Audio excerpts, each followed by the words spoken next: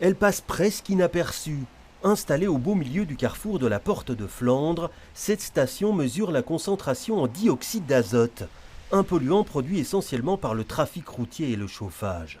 Et les premiers résultats ne sont pas bons du tout. La norme européenne d'exposition est fixée à 40 microgrammes par mètre cube d'air en moyenne annuelle.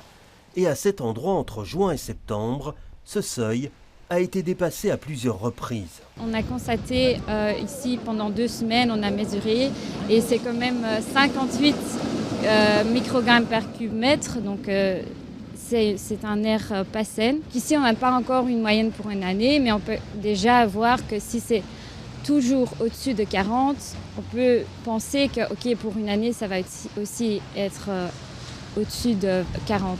Des points de mesure comme celui-là, il y en a 24 disséminés sur le territoire de la région.